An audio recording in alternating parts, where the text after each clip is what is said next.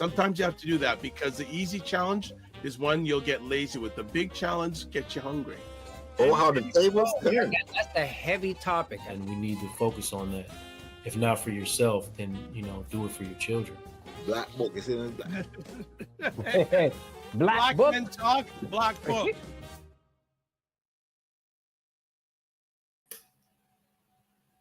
What is up, everybody? It's Dr. Vibe here, host and producer of the award-winning Dr. Vibe Show. And you know what? Terrence, we're not supposed to bring you on yet, so we're going to take you back for just a second. We'll do that. All right.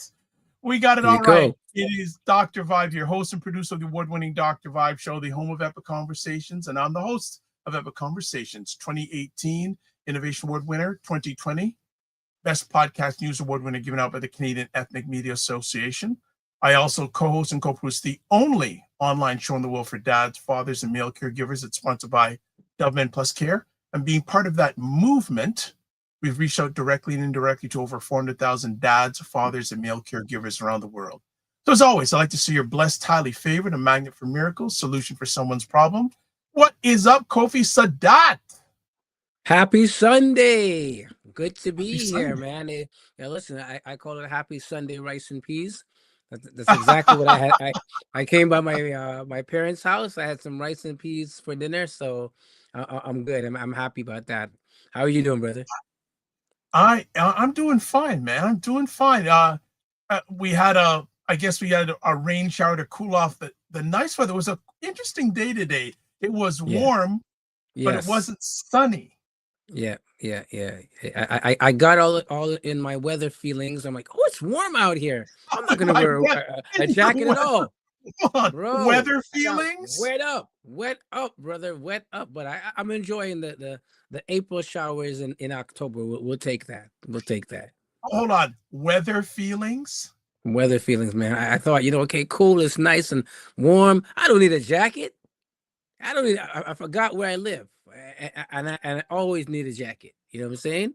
Always when you're in Canada, you never know. Again, like I said, it went from spring, summer, and a little bit of fall all in one day. So yeah, I'm still trying to work through the weather feelings bit. It's weather feelings, man. You can't get caught up. You can't get caught up, brother. All right. So as always, give us a win from the past week. You know what? I got a win from today. I had the pleasure of connecting with my brother Kofi in the flesh. Right? Yeah, how's he doing? Man, he's doing well. He's doing really well. He fed us good. I don't want to let the secrets out, but we had a nice vegetarian meal. And another brother, I got to give a shout out to my brother Malik as well. Yes. Yeah, man. So we got together because we're always talking about, we need to get together. But I saw the importance of actually making the time. I got to big up my chest. I won the domino game. We were playing some dominoes. We played some Ludi. Hail up Malik. Yeah, you took us out in the Ludi. But I just, my win for the week really is, making the time to spend with the brothers in this particular case, and we always say we're going to do it, but to actually make the time and do it, started my day off perfect. So I want to give a shout to my DK brothers, my Duacro brothers. And yeah, that was my win. What about yourself? What was your win for the week? You and I are twin sons of different mothers, because one of the great wins I had this week, I don't know if I'd mentioned before, but close friend, she passed a few months ago. And been bugging her husband to go out. So I just said, we're going out this day, because it seems that's the only way this is the day we're going out. So I took him to a place in Scarborough. They're not getting paid for this, but I'll promo called The Avenue. The Avenue, yeah. And he was all over it. Like once the corn soup hit, it was over. It was over. Yeah, what could you say? What could you say? It was over, but it was good fellowship, good time spent, good conversation. It also, too, is going to be challenging because this Thursday would have been him and his wife's 43rd wedding anniversary. Yeah, for sure. A few of us are saying, okay, what do we do that day? What Yeah. do we do that day? So we'll see what happens. Yeah, man. What Celebrate. Even in times of challenge, we gotta celebrate each other and have that fellowship and that connection because it makes a difference. It really does make a difference, right? Yeah, but it was a really good time. Really enjoyed it. Had a good time out. Look who's in the house. Frequency of Air Promotion says greetings and salutations. Greetings and Greetings, salutations, my brother. my man. All right. He says, just tuning in now. Look, you're on time. You're on time. You're But on other than time that, today. it's so good. It's so good that you and Kofi and Mal got together. And I really encourage, especially our Black men, Mm-hmm. to be intentional with that. Be intentional Yeah, with that. Really for make sure. the time to have those. Well, okay. No, it's just someone got okay. So quick rewind because you're late. A good social line. Here, well, a couple. The wife transitioned a few months ago and took the husband out finally for a good dinner. We made the time intentional, and this Thursday would be their 43rd wedding anniversary. So there you go. Yeah. All right. Anything else happened during the week?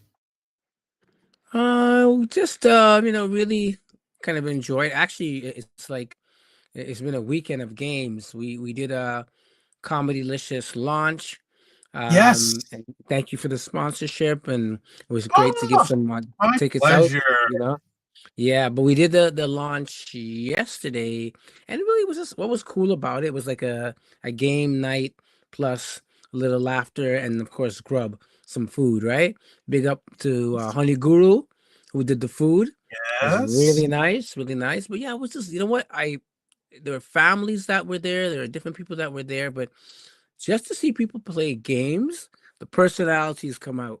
You get to see the ones that are like the sore losers, the ones that are laid back, the ones that like all different types of personalities came out. So it was good. So big up to Roseanne as well, Roseanne Bailey, for the 910 Queen Street West studio. Hopefully we'll do some stuff over there as well. But it was Yeah, good. you She said, you keep on mentioning this place. So "Yeah, we gotta like go. and We gotta go." oh man, down oh man, I downtown. know. Downtown. I know, bro. I know. But you know Okay, what? I will say it's worth the ride I know. downtown.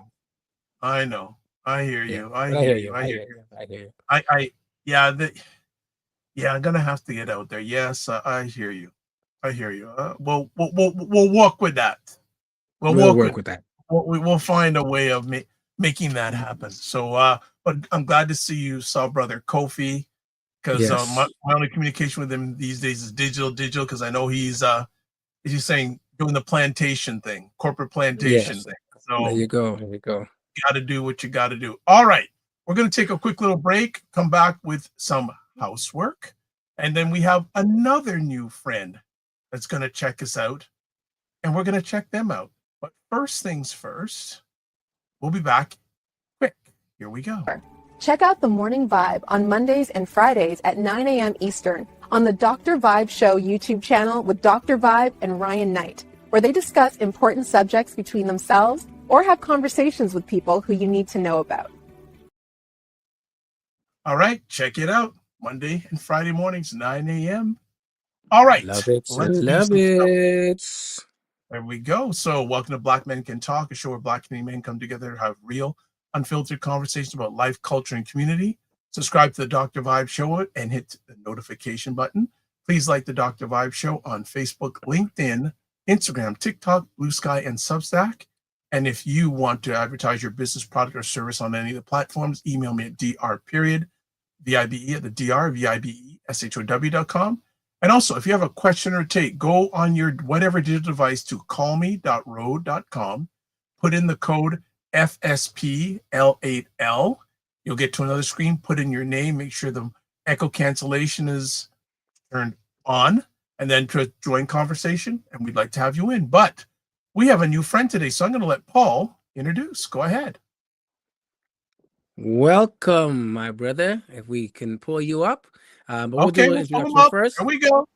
We'll do a little introduction for you first. So I want to welcome our brother Terrence Francis, who's a business manager, a program coordinator, a former pro boxer. You know, we're going to get into some of that, a boxing coach and the trainer, and also one of the founders and directors of FMB, which you again will find out more, as well as a great all-around guy, a father, a family man.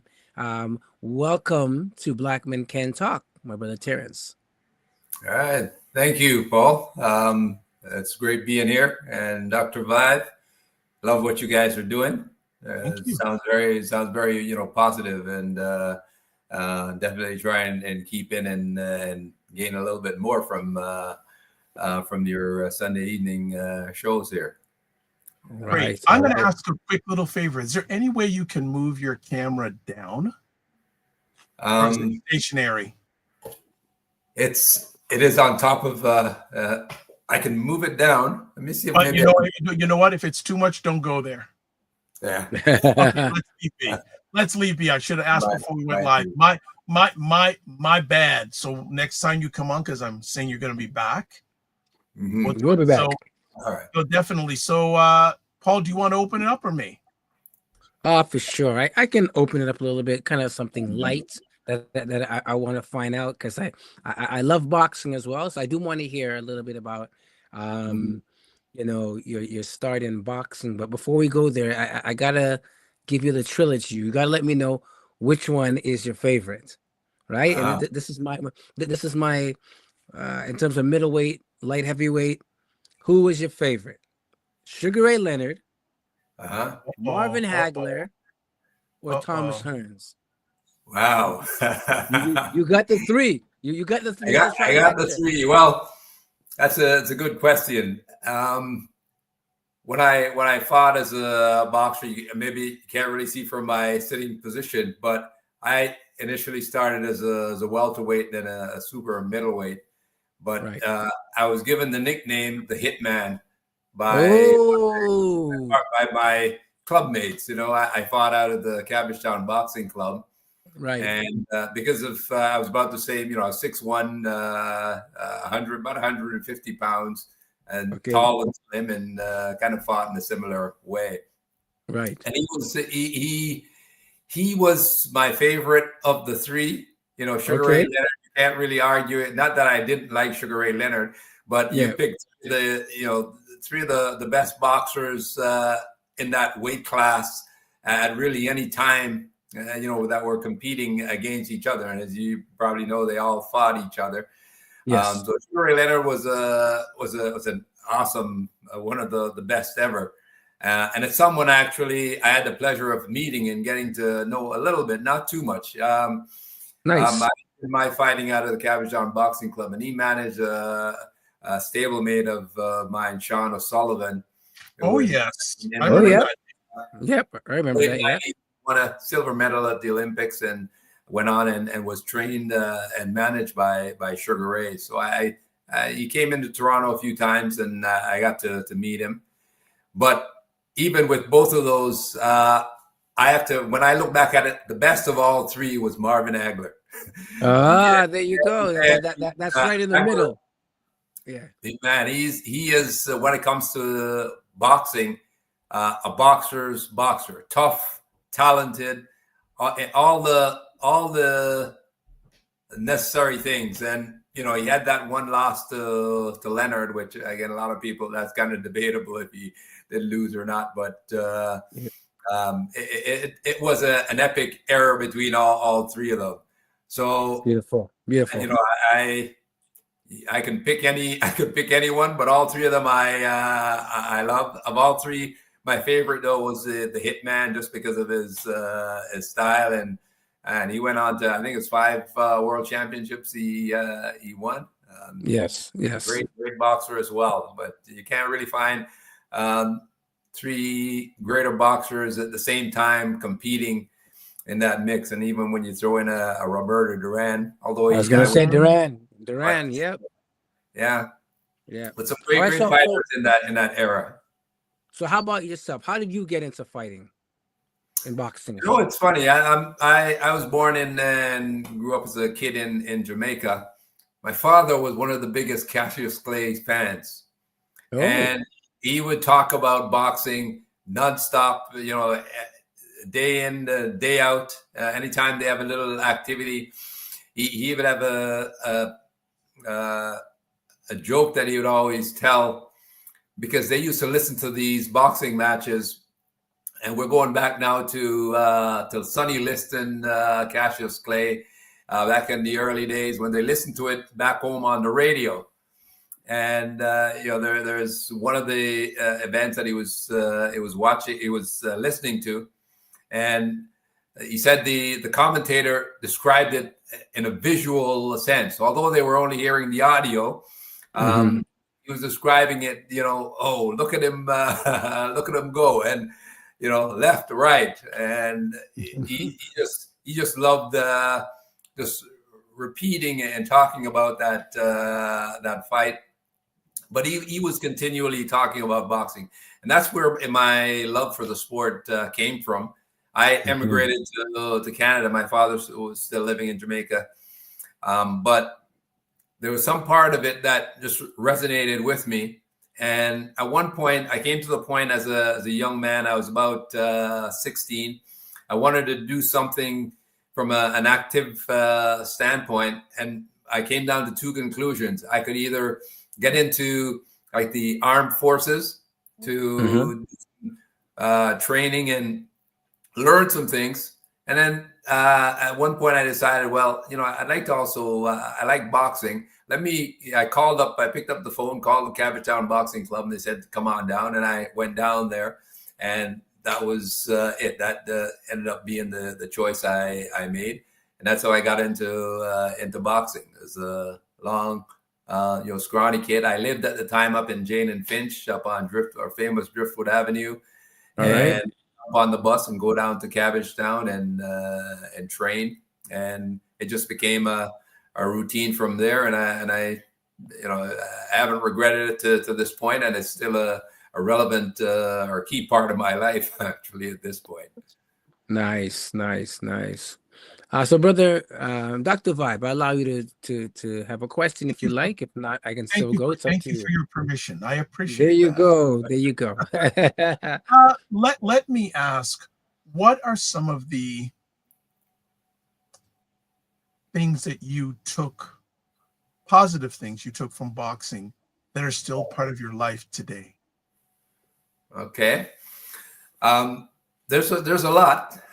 One of them is just fitness and health.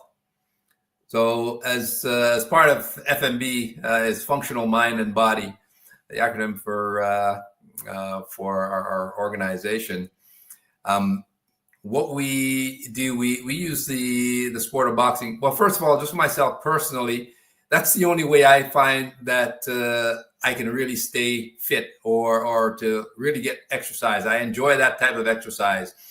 I'm not really a gym guy. And, you know, one of the things I tell a lot of people, boxers, maybe not so, I mean, it's not quite the same anymore because there's a lot of specialized training. But over the years when I boxed, I did very little, if any, weights or you know, there's running for the cardio standpoint, but you naturally develop your upper body, so on, just from punching the bags and push-ups, different things like that.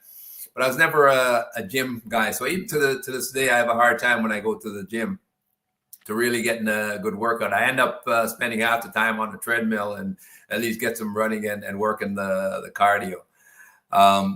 But so just from a health standpoint, anything I do, if I go for a jog, I do a little shadow boxing, and, you know, boxing is always a part of it. So it helps me to maintain my health.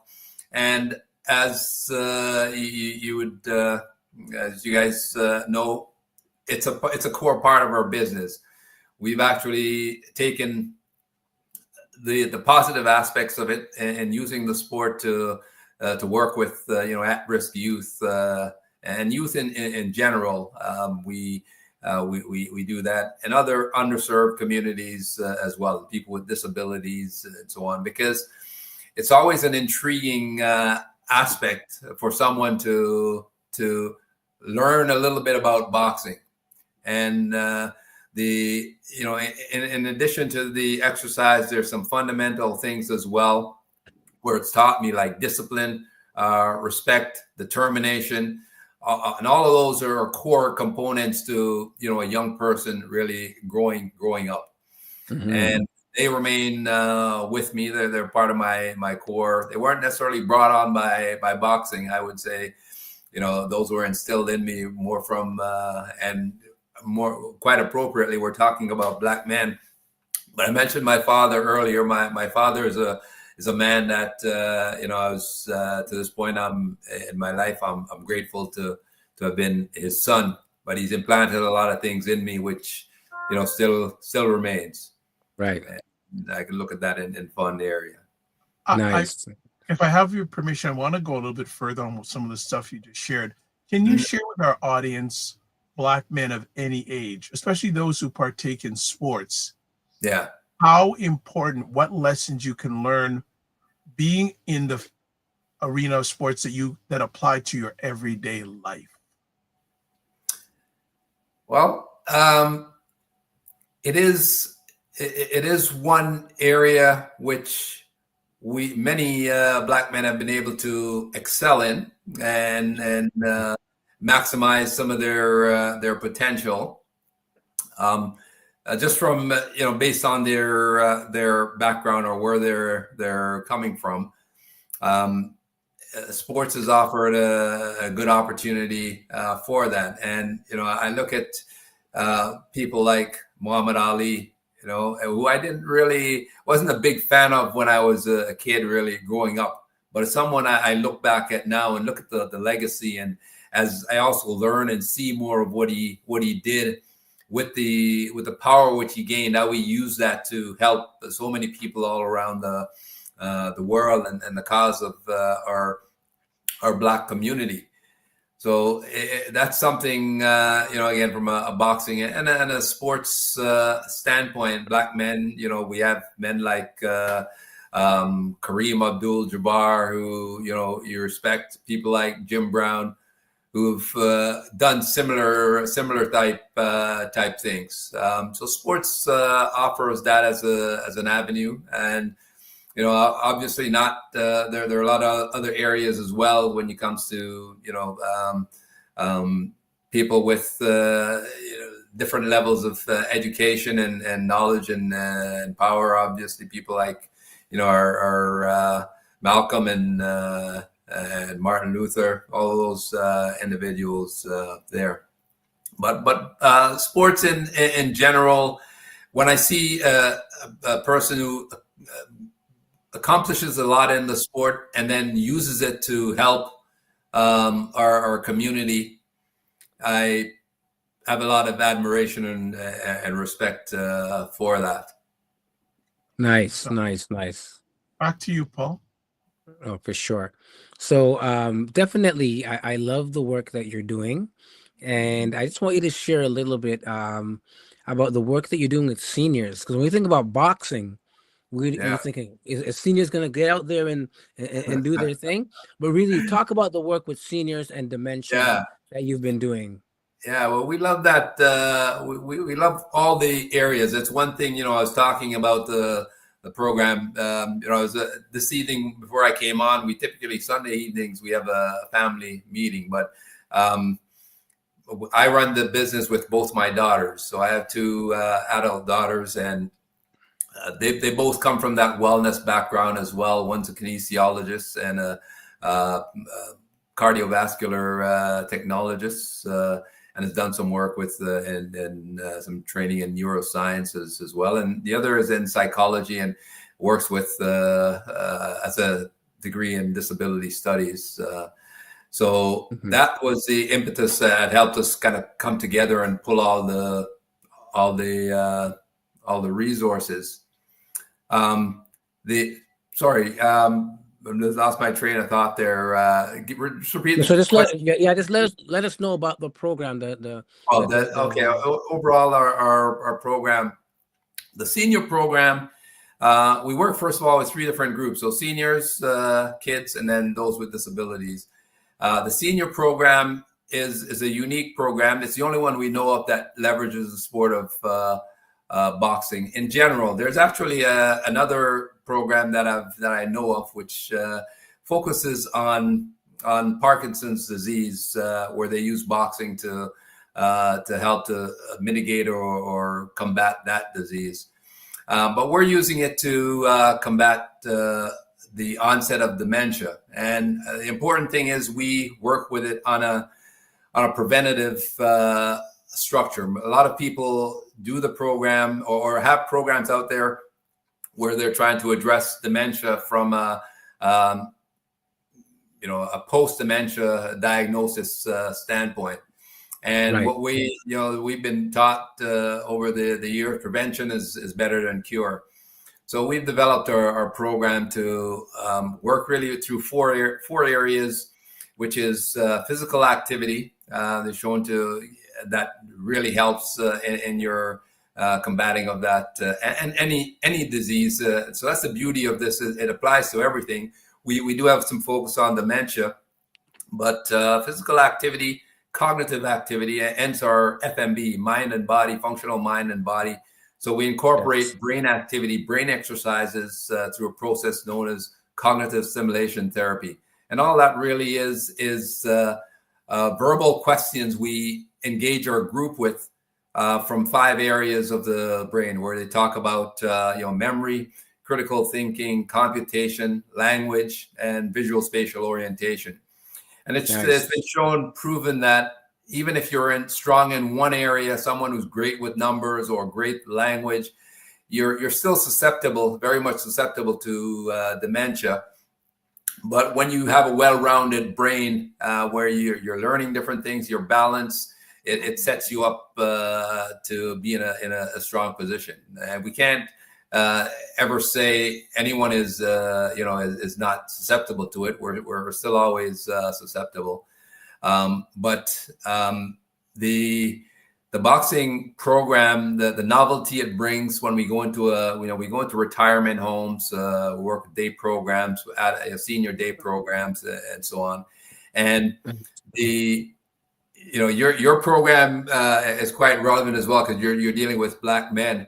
But when we go out there within the wider community, the men in general are seldom there. We run our program. Typically, we have a group. We run from 12 to 20 individuals in a group, and on about 90% of the times, we'll have about 2 or 3 men in the program. Right. And they're all women. Now, we love working with the senior, and the women are very talkative. They love the boxing. They giggle. They have fun. And they love the program because the program has different components to it. Now, I mentioned the physical aspect from the dementia standpoint. We mentioned the cognitive component. Another component of our program is nutrition. So what we put in our body, and I heard you mention earlier about a vegetarian or meal, but that's so important as well in terms of I'm not a vegetarian, but try to be very conscious in terms of what we put in our body. And then the fourth component of that overall wellness is our socialization. As I say, humans are made to interact, to communicate, to connect with each other. So we try and do that. Now, in your intro, I heard you, Paul, mention about playing some games and having people, showing some different personalities. So hit on and it resonated with me because that's very similar to our cognitive stimulation therapy. When we go through it, we're asking questions now, and we do riddles, right? And people are very competitive in it. Especially within a group, although they might get together on a regular basis, often they don't really know each other all that deeply, right? So when you get into some communication, you start doing things, testing them out, how quick they are with some of the numbers or language. Some people you'll ask, opposite words. We'll do things like opposites or synonyms.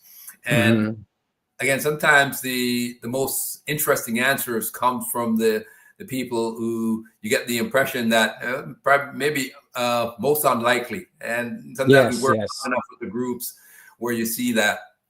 And that also gives them some pride as well with it. But the interesting thing with our program, even if you don't participate, right? If you're not necessarily the first one who puts up your hand or shouts out an answer, the evidence again is that the person sitting there, even in a quiet state, once they're thinking and they're firing neurons, it's been scientifically shown that they're learning, they're actually helping themselves and getting a little, they're maintaining their health. And sometimes it's not a matter of even getting healthier, but it's maintaining what you have, because the human body physically, it shrinks, so does the brain. And if we don't use it, atrophy sets in and things deteriorate. So it's an important part of our module.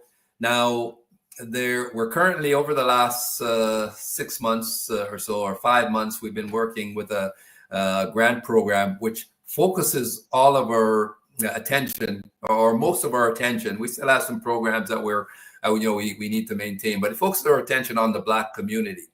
And this, and that's something I've talked with you about, Paul. But it's extremely rewarding when we are working with different Black organizations, and we have these ladies in, and they love the boxing, they love the brain activity. The boxing is one component. We also complement the boxing through mobility, which is very much relevant to seniors as well. So my daughter is a kinesiologist. She specializes in mobility. So we have the ability to complement things, not necessarily boxing all the time. And in some cases, we might only do mobility. Some cases we only do boxing. And others, we have the ability where we'll alternate from week to week or month to month with them, and give them some variety in terms of the programs. Nice. We've also been able to do with the boxing now. It's non-contact boxing, so we're typically using punching pads. And what we've actually come to establish, it didn't set out that way. We started out with the intention that the cognitive component would be through our cognitive stimulation therapy, or we simply call it brain training, which is the form of, audible communication within the group, and questions and answers and so on. But after we got into the boxing, we realized that there's another cognitive component, and that's the punch combinations. So there's 6 punches in boxing, 1 to 6, straight left, straight right, left hook, left uppercut, right uppercut. Now, you can imagine me going for a senior and I go, okay, let's do a 1-4-3-2. We always start off, and we show them the 6 punches. We start off and we gradually build them up. So we'll say, okay, we're going to do a 1-2-1, which is just straight punches, 1, 2, and 1. All right. We can switch it up a little. We go, 2-1-2, which is now a right, left, right. And what we do, we get them to repeat these, and we're in front of them with the pads. They go at their own intensity. So although it's a group program, we typically have 2 trainers coming from opposite sides of the room. We typically have them, in most cases, we have them seated, but we often will encourage them to stand if they're younger or more agile seniors. But we accommodate for someone who's not able to move. And we work, well, if they're in a wheelchair, again, we're able to do that. And then in some cases, again, although it's boxing and they get the fun from it, we're not looking to build any or send anyone in the ring, obviously. So that might be interested, but go on. Someone with maybe early onset of dementia, or someone who's 70 or 80 years old, sometimes the objective is just getting them to stretch their hands out and doing that, or tapping the pads. But the sequences are important as well, and we control that as well by the pace. If we have a younger senior who's quite vibrant and moving, we just get them to go faster. All right, 1, 2, 3, 4, or 2, 3, 4, and we get them to we keep it from a simplistic standpoint. We give them the combination. We change the combinations as we go through the room. So we'll do one combination. We start with a simple combination. If they're handling it well, we speed them up. And so that's how we challenge them a little bit more. And we ask them to do 10 repetitions of the same combination.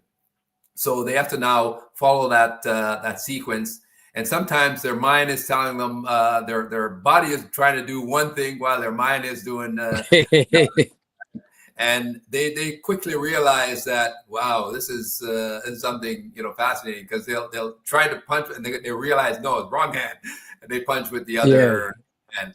And we also have the ability. What we do is now we mix up the flow a little bit. So as opposed to, we look at something like a 1, 2, 3, 4, where you're left, right, and now we tell them to do a 1, 3, 2. So it's now left, right, and we create different patterns and motion in the body. And when we have them standing as well, because we teach that punch and the power in most sports, whether baseball, basketball, sports like golf, tennis, most of the power and the balance and strength comes from your legs. And same thing with boxing, not really from the arms. The arms help and enable you to do different, to kind of complement the other things. But the balance, agility, speed, power comes from really your lower body.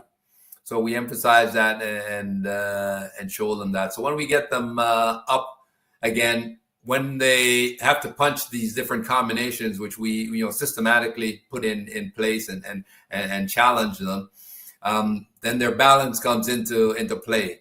And we always love to do things like uppercuts, where we get them to exercise the biggest joint in the body, which is the hip. And the most dangerous, if for seniors falling, the hips, the hips, breaking your hip or damaging your hip can lead to a rapid decline. So there's that benefit as well. So the uppercuts allow them to roll, and we let them exaggerate a little bit in the movement and get movement in their midsection or around their hips. Another thing that people aren't necessarily conscious of, but by hitting the pads, we help to guard against osteoporosis. Right? So when you hit the pads within the arm, and even a little vibration, for those who are able to hit it hard enough, right?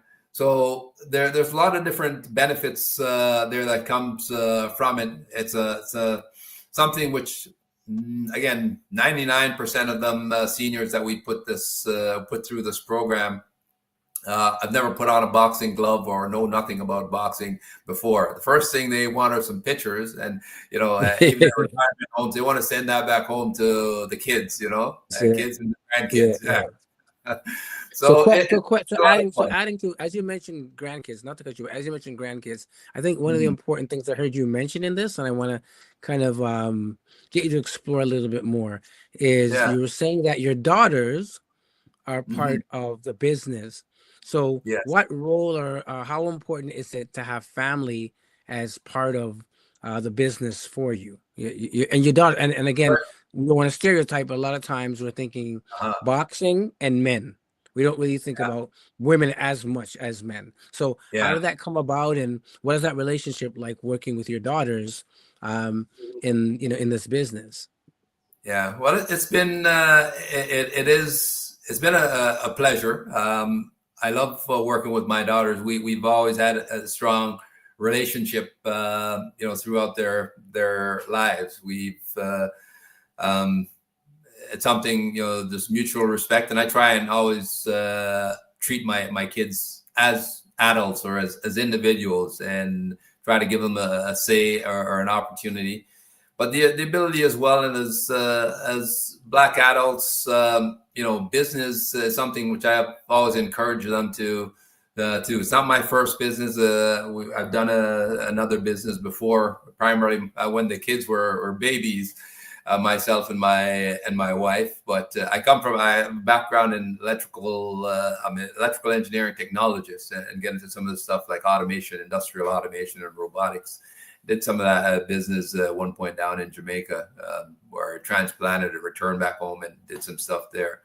But the kids, I like to be in a position to set an example for the kids. And we all came together to put this program together because they individually went out, and the programs that they learned had some connectivity to what we eventually came up with. One of the other core components behind it is there is really a spiritual awakening, because we look at this as really as a family calling. The three of us see it in terms of the importance of giving back and working with, and that's why we focus on the underserved communities, people with different challenges. But it's a pleasure working with my daughters. There's one is full time in the job. My younger daughter helps and works with us, but she works on a full time job outside of the business. So that's great. That's great. Overlook my wife as well, who's I'm surrounded by women, but wherever we're at, obviously with myself and our kids, both our kids. She's not far behind. Well, she's typically right around or assisting in some way. But it's been a pleasure working with them, seeing them grow. As I mentioned earlier, every Sunday evening we sit down and we have a business meeting just to talk about what's happened during the week. So, even my younger daughter, as I mentioned, she no longer lives at home. She's on her own, but she connects in, and we it's something that, seldom, it has to be something serious that goes by that we don't have that meeting. If it's a long weekend, sometimes we might have it on a Monday as opposed to the Sunday, but it enables us to connect and continue work together. And our program with the vast community that we reach, because we operate on a mobile platform, so we work we have clients, organizations we work with from Bowmanville all the way out to Mississauga and up into Brampton. But although we talk about the boxing, as I mentioned, she's a kinesiologist, and the mobility, we're able to do some unique things with the mobility as well. And her knowledge, and this is my older daughter, Shakia, her knowledge on the topic of dementia, she's also educated herself on that, and has a vast array of knowledge. But the pleasure I get when on a daily basis I'm hearing from clients, because she'll go, we don't typically work together. When I say that, we sell them at the same place at the same time, but she'll be at a place, I'll come in there next week, and we alternate and move around. But when I go into a space, I get a lot of compliments in terms of just the professionalism, the knowledge level, and the compassion, the caring of my kids, and that makes me, that would make any man proud. So that's something I am very much proud of, and I'd like to leave them, where we built a legacy, something that's sustainable, and there with both in the professional training that enables them to keep something like this going. So it's built. We're at the point where we're building it together, but it's being built for them, and I hope it continues to progress where there's something that's there even for their kids when they come along. All right, legacy building, always something that we're trying to push on the show. Dr. Vibe, do you have a question you want to chip in? Yeah. When I first was introduced to your business, the word functional really hit me. So I'd like to know, how do you define functional in mind and body? Okay, well, that's a good question. Functional, the way we look at functional, is in a sense practical. Practical mind and body, being able to use your body to accomplish things that you need to do on a daily basis.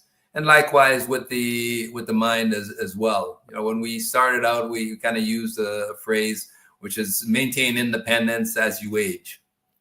All right. So in order to maintain independence, you have to be physically, to some degree, physically able. Well, let me correct that. You don't necessarily have to be, because obviously there are a lot of people who are still independent and might not have certain physical, abilities. But you're in a better position to remain more independent if you are. And same thing from a cognitive standpoint. So the mind and body in tune to keep them fit, able is our objective. And by doing and facilitating both of them, it makes people able to be more independent. There's also one other point which helped us in terms of facilitating the business, and it comes from my older daughter Shakia. In part of her studies from a kinesiology standpoint, it's also been shown scientifically that the mind is able to function a little bit better when you're active. So she always encouraged that when you have blood circulation and movement and blood flow, increased blood flow in the body, the mind it's again blood circulating, neurons, different things. You're able to grasp more, and your brain is just more active. So they go hand in hand, and that's the reason why we actually came up with both of those, right? Mind and body. Another interesting fact relating the two of them, and it might not be quite to your question there, Dr. Vibe, but I think it's relevant to know how we bring both together. Myself being a former professional boxer, every boxer gets hit, concussions. Yes, I've had concussions and so on. So one of the things, I've taken some proactive steps. I came to know of a program at UHN, the University Health Network, which is a post-concussion study that they've been doing with, and I'm watching the news one day, and you're relating to football players. And I said, hey, that sounds interesting. And I reached out to them. And I believe in being very proactive. And that's one of the things I encourage my kids to do, and our employees as well. But I reached out to them and found out a little bit more about the program. I told them I'd like to be a part of that program. And I've been part of it now for about 15 years. But that going into that program was something where they, it really, every 3 or 4 years we go in, they really take 2 days of testing where they analyze you, MRIs, spinal tap, and a slew of cognitive questions, and using computers, doing different things for your visual, remembering certain pattern sequence. It's just an extensive amount of things. So that kind of encouraged me as well. And same thing with our kids, because I had taken that step to try and keep my mind sharp, or try and help to preserve my mind. That kind of had an impact on them, and they saw the importance of it. In addition to that, both their grandmothers, both their grandfathers are not with us anymore, but both their grandmothers are older Jamaican women. My mother is 89, and their mother their other grandmother is 83. Both of them own their own home and live independently on their own, and function and do awesome things for their age, and quite sharp cognitively. You don't need anything with. So that also inspired my kids. I said, well, they want to have people to keep them functional like their grandmothers. And again, both of them are quite independent. They get up. One drives. My mother-in-law drives. My mother has never driven, but she jumps on the bus whenever and travels around Durham and does her thing. Very seldom I really have to go. She likes to go out on her own and do different things. So nice. they've been and remain an inspiration to us as a family and to my kids as well. So that's how some of these things came together, from the boxing experience, from just our spiritual beliefs and our foundation, and I attribute that coming from my father, who was a very God blessed man as well, and he implanted that in us, and it was good to see it go down through the generations and to come in and try to do some positive things to impact. One of the biggest challenges when we look at something like dementia is one of the biggest challenges from a societal standpoint that we have right now, and how to deal with it. All right. Okay, Dr. Vibe, you have a question, or do you want me to? I always have questions. So let me. You go ahead. You go ahead, because I know you need to get your questions. So go ahead, brother. Yeah. So with the wide range of clients, do you see any common health challenges within our client base? Yes.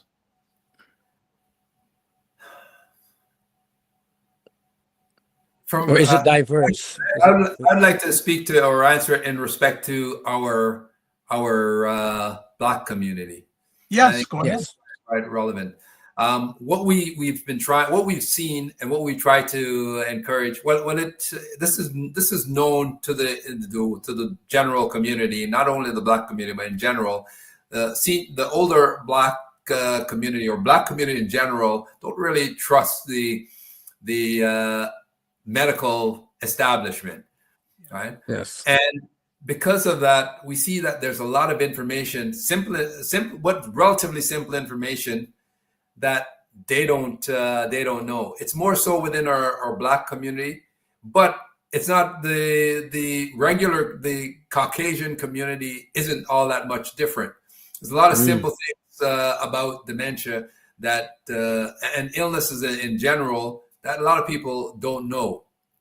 So that's one of the common aspects. But within our Black community, we have a compounding problem where it's not just on the medical side, but the resources which are available to our senior community, things which are available in libraries, with different community organizations, we tend not to participate in them or go out to them, and sometimes we'll restrict ourselves maybe to the Black organization, and there are fewer of us and fewer resources, and often, even from my business standpoint, working within the Black community, typically there is substantially less funding available to them for that nonprofit space, as opposed to a lot of these other wider organizations.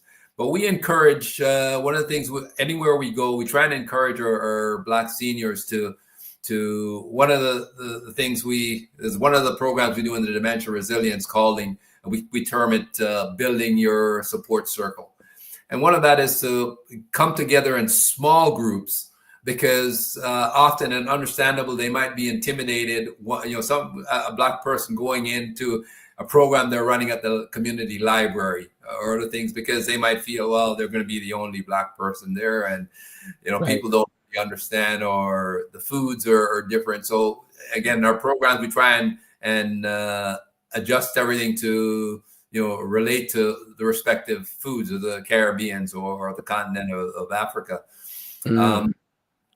But we encourage them to go out, and we try and give them little tools to be able to do that. And one of the things that we encourage is build small groups within your community. So not the 20 people. Say it. We work with and I'll give a plug to like the JCA, the Jamaican Canadian Association.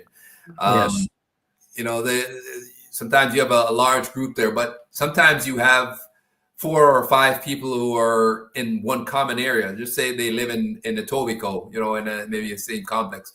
You build those small groups and you support each other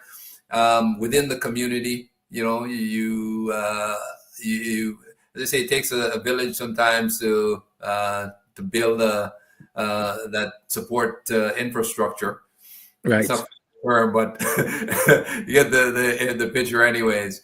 Yeah, so we encourage them to support each other and help to break down some of those barriers, because it's a little easier if at least two of them, but 3 or 4 of them go into a venue or an event that's taking place, which are for seniors on a whole.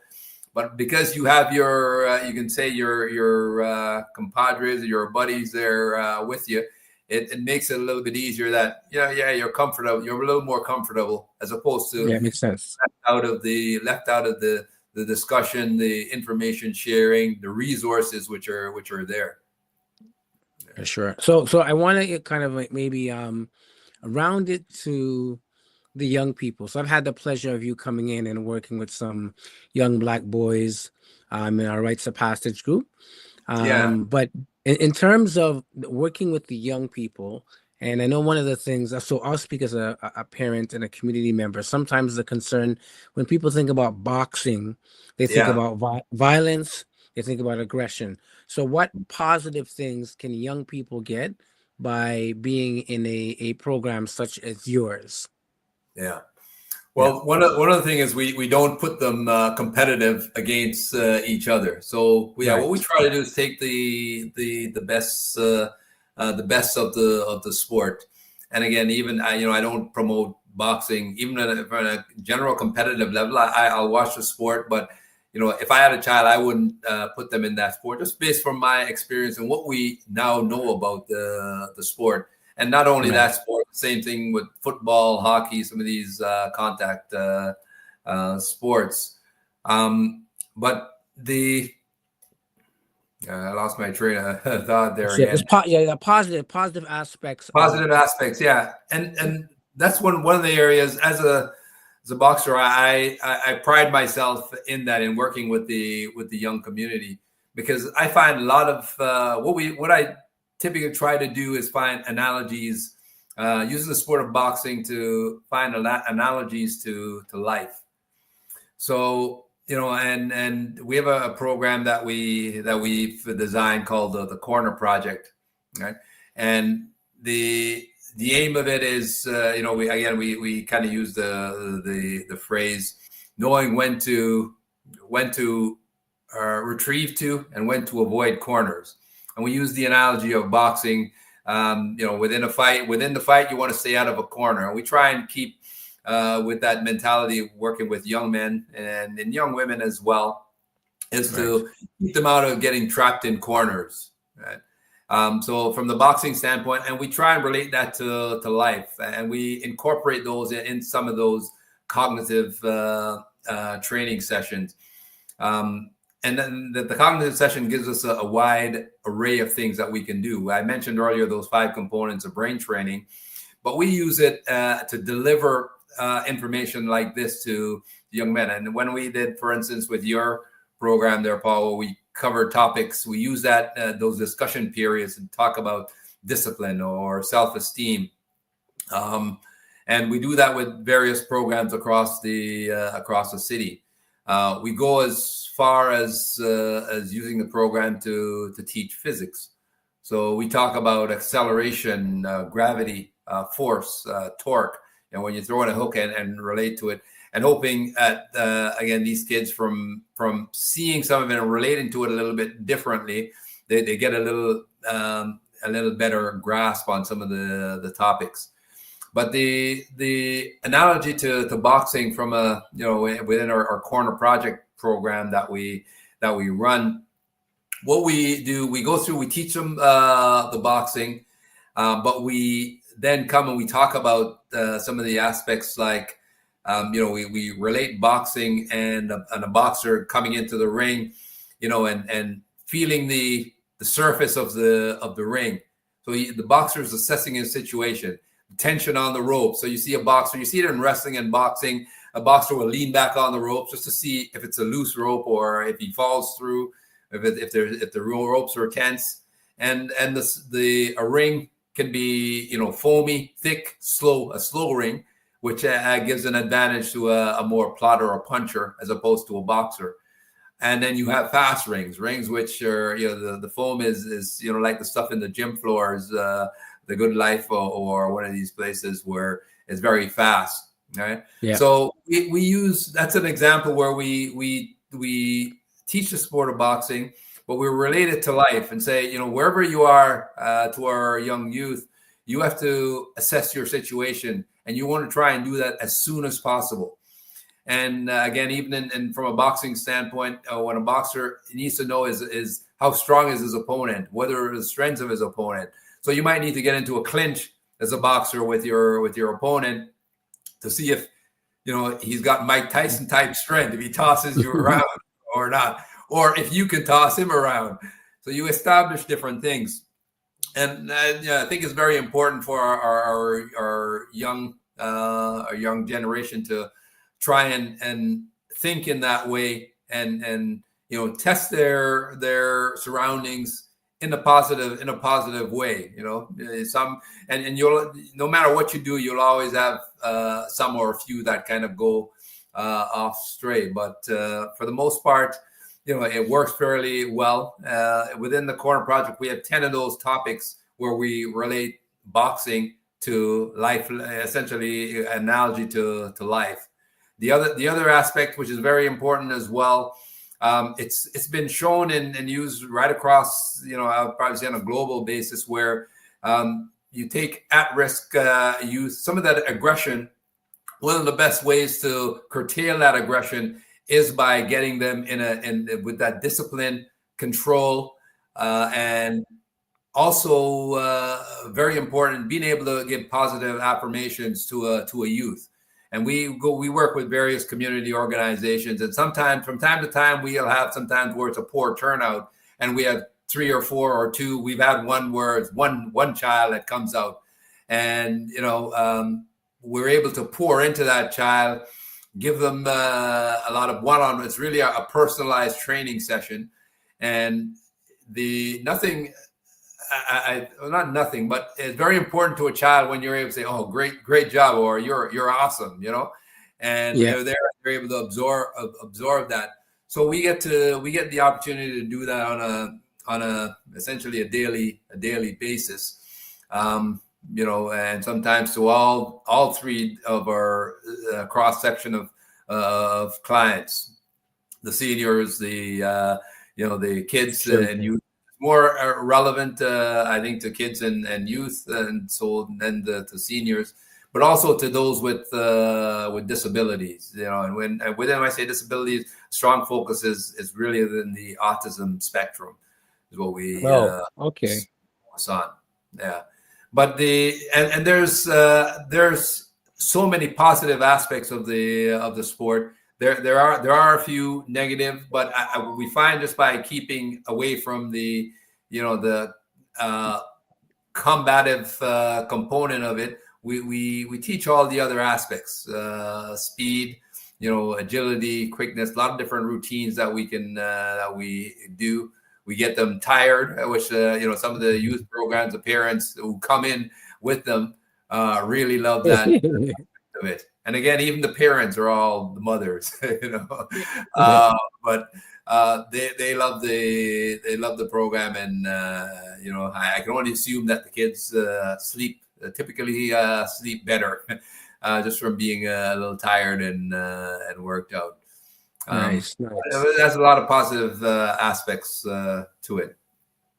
That's perfect. We know people like we've had cases like Mike Tyson is a typical example, but those scenarios where you have kids which are growing and they're in challenging circumstances, and when left alone, that's when they get more aggressive, more frustrated, angrier, and more will go the wrong way.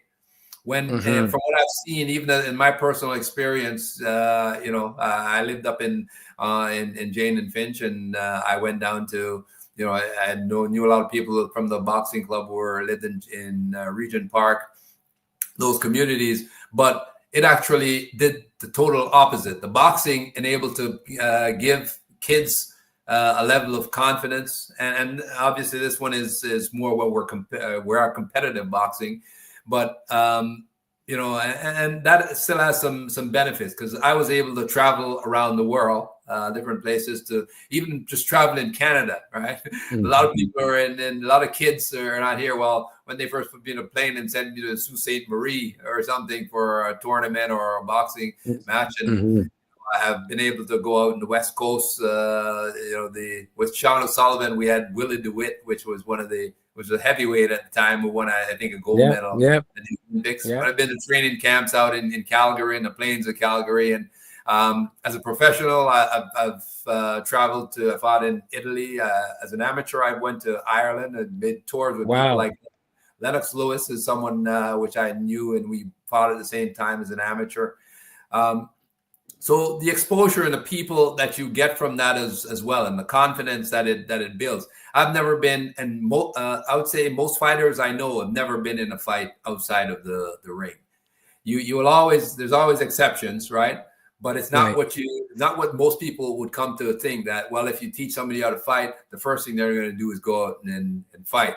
And boxing is actually, it can be shown to me. It's not something that anyone's really done a scientific study on. But just from what I know and what I have seen, it has the negative effect. You gain confidence, and someone who can fight will say, "No, I'm not going to bother hitting you. You're a joke." Yeah, and exactly. You're likely to turn and walk away from something, because again, you're trained. You've had different people. You have a level of confidence in yourself and what you're able to do, and you can hurt that person. And for the most part, the most boxers have a rational way of thinking, and will follow that based on what they know can be repercussions or discipline that they might suffer. And they don't want to typically lose that, especially if they're good at what they're doing. Right. Yeah. Makes sense. So, yeah. And I get that question a lot from the autism community, because and we've been working with that community now. Our first partner that we partnered with is an organization in Bowmanville by the name of Autism Home Base, and we're still running a program with them. Almost, I think we're now 4 years with them. But I've had other organizations that work with autistic kids question that, and I give them the same answer: is that to this point we've never had an issue where it's created a negative situation. But which is good. Had so much productive and positive aspects coming from it, and I can't say there's nothing we can do to say that will never happen. That you always run the risk, no matter with population or which group. You'll always have someone who kind of goes off the rail that you can't really control. But for the most part, our experience has been positive. And in general, you mentioned Thomas Aaron's, the Kronk's Gym in Detroit, places in Detroit, Philadelphia, some of the toughest neighborhoods around the world, not only in the U.S., Europe, Russia, everywhere. Cuban boxers, some of the roughest neighborhoods and toughest areas. Boxing, the sport of boxing has been able to uplift people, bring them out, and very few of them become people who assault others or take advantage of their skill set to beat up on people. I say every now and then you might have a situation, but it's a very small. For the most part, again, people understand that it's a discipline, and again, it's not made to be aggressive to other people. So if folks want to find out more about FMB, what's the best way? I mean, we do have some things on the screen. What's the best way to connect? And I know that you're looking for starting some programs in Durham, so maybe you kind of go over that. And Yeah, well, I mentioned earlier that we in partnership with the Durham Region Association of Black Professionals and Entrepreneurs, DRAPE, out in this region, they have a grant which we partnered with them, and we've assisted in writing and preparing the grant. We're in it along with about other organizations, really all centered around Black health.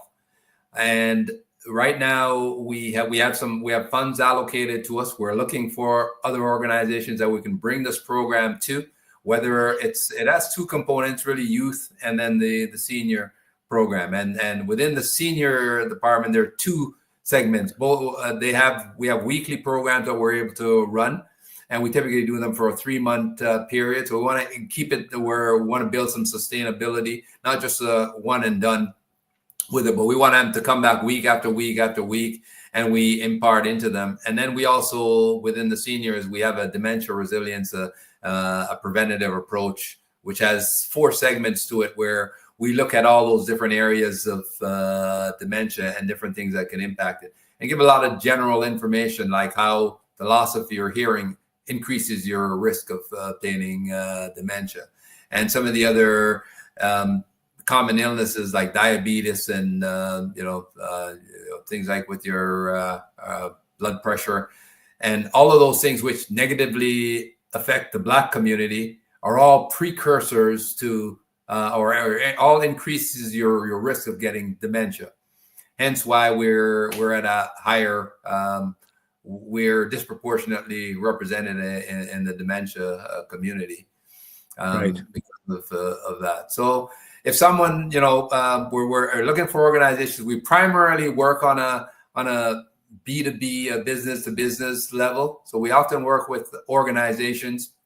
We have began, and the program you mentioned in Durham, we do programs now in Durham where we really run it under functional mind and body, as opposed to partnering with other organizations. And I came to the discussion with Paul because of your organization there, NSA communities.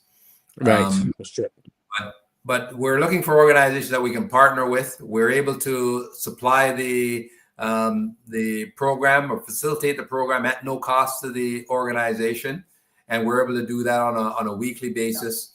And in the case of seniors, we're able to do it on a weekly basis, plus the educational segments, which are 4 3-hour segments surrounding dementia, and a load of information. When we come, we give documentation to the participants, because one of our objectives is for our people to be able to leave and still have some things that they can retain and go through. We teach them what they can do at home with the cognitive stimulation therapy, little games they can play with their kids or their grandkids to keep their minds active and sharp. And again, how to build different support systems in place where you're aging in place. And we do that not just only from what we do, but collaboration is a big part of what we do. So with all the organizations we work, we come together. What's the organization's objectives? And I tell people I love this word malleable, because everyone I talk to, I tell them we're malleable. We fold ourselves into their organization and fit the need that they need. And if that means we need to adjust our program and, as opposed to doing our standard CST, we're now given facts about the continent of Africa, or having, subject focusing on geography or kids. We do that as needed. Nice. So, all right. So we do have a question. There's a lot of information, functional mind and functionalmb.com. There's a lot of information. Right. There's information pertaining to the grant and what it covers. And there's our phone number and email contact, which are available on there. Our socials as well, Instagram and Facebook. My daughter is very active on she's the brain trainer on Instagram. And she's there as well, but we're all tied in. So there's a lot of information there. Sorry, you were saying you had a question? No, go ahead. Dr. Vibe, did you want to pull up the question and then we can wrap? Yeah. There's a question from Frequency of Air Promotions. What do boxers typically eat if they would like a lean body type of structure? Whether you're a boxer or not, you want to eat just healthy. And eating healthy, meaning, you try and cut out all preservatives or preserved food. You want to eat natural or live foods. greens, vegetables, grains. So certain things, like I'm a big fan of. My wife will always make oatmeal porridge, but steel cut oats. There's so many different things out there. One of the challenges, we have to live healthy. You have to really invest the time, and it's also expensive, more expensive than junk food. And again, that's been well documented. But it takes a lot of time because there's just so much out there, and it's not just fruits and vegetables. Again, a lot of things, like a lot of people are under misconception that fruit juice is really healthy, and and again, that's not the case. But unless you're brought to your awareness, but I would say good quality fibrous foods. What everyone tells you, the greens, vegetables, fruits. On the liquid side, you want to stay away from the bad stuff, the sodas and the juices. More water, and if you're drinking juice, because juice isn't all that bad, but in a lot of cases we dilute them, and things like even on a fundamental basis. We don't eat typically in the household. My wife is a nurse, so that's where a lot of that's helpful, because from a health standpoint, she drives a lot of that aspect. But we try not to eat white bread. We will only eat the whole grain bread. Some of the things that you can substitute as opposed to rice, we will eat a lot of quinoa, or what's the other one there? Couscous. Couscous, yes, and quinoa are a couple of things that we use, which are higher in protein. We don't use milk. Well, we don't use cow's milk, but we use almond milk or something else. And those are some of the fundamental aspects. But whether you're a boxer, I know that's specific to boxing. Boxing, like most things, most sports, you need a lot of protein. And there's been a big shift as well now to plant-based protein, where it's a lot more accessible and more choices available, as opposed to meat-based proteins. Because again, with the meat, there's again a lot of information, documentation and documentaries showing that meat, unless you know where it's coming from, or if it's was it organic, fed and so on. It's the source of a lot of our illnesses that goes into our bodies. So you now not only have to know what to eat, but you now have to know where it comes from, not just what it is, because it could appear, fruits, vegetables, all that stuff, but it can be just as bad for you. Exactly. Yeah. Okay. I think that is a wrap. Terrence, I want to say thank you for taking most important thing, your time to share with us this evening.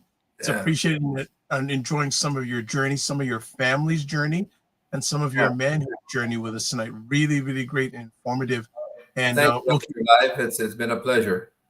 Pleasure and honor is ours. And if there's anything Paul and myself can do to help out, don't be afraid to reach out. As always, don't just manage your time, manage your energy, and remember to give yourself grace. Yes. Well, thank you, brothers, and you guys keep up the good work. It's necessary work out there to try and get our men connected and tuned in, and just knowing what's happening out there. All the best. Thank you much. Faith. All right. It was a nice conversation. It was a wonderful conversation, sir. Any one takeaway you have from it? Definitely, the whole aspect of prevention. So staying active, not just physically, but mentally, that importance of that piece. And then also a challenge. I'm going to put out a challenge to our brothers, because it seems like, Terrence has this great program, but there are not enough brothers that are involved. So I'm going to put a challenge out to have a Black Men Can Talk boxing program with FMV. Right? So boy. yeah, brothers our age, our Oh stage. boy. Yeah, we gotta stay sharp. We gotta be sharp like Dr. Vibe. You know what I'm saying? Like we gotta stay sharp. So I'm gonna Well, put that Dr. challenge Vibe, out there.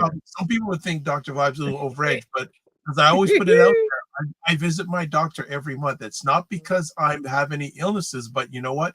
While I'm not paying for it, I want to look after my health because your health is your wealth, That's right? it. Yeah, I go to my for doctor sure. every month. Like when I go in the office, before I see him, the next appointment is booked. Hey, listen, It's free booked. eye checks for young people under the age of 18. 100%. Hey, 100%. take So for advantage, me, right? and Tara says that's a good idea, going to the doctor every month. There you go. So I would say for me, so many takeaways, but the service to our elders, I love how they're focusing on that. That is so critically important. And we really have to be intentional and functional in regards to taking care of our elders. All right, That's I for agree. me.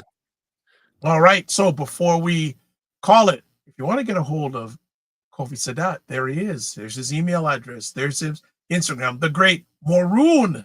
I love that. On Instagram, NASA Community on YouTube, Facebook, Paul Osbourne 31. Our dear friend Kofi Morris. Hopefully we'll see him soon. Email Yes. address, get Big up fit. Kofi.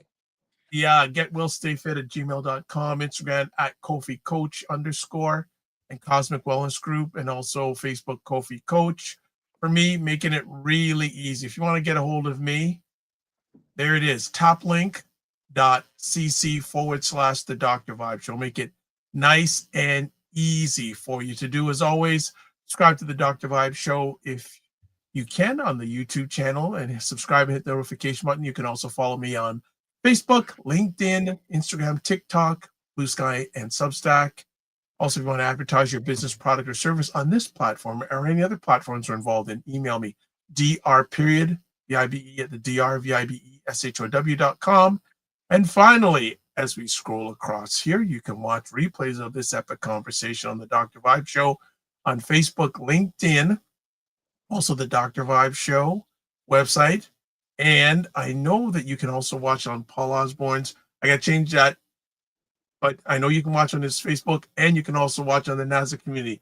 I will have that changed by our next show. All right, that will be all right.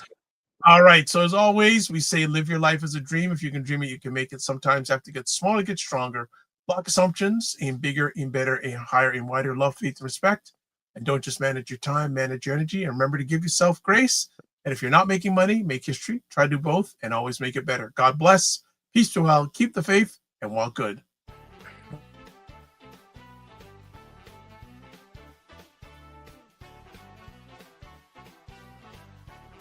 Time that our parents, they're like, I have nothing to teach you. I don't know nothing.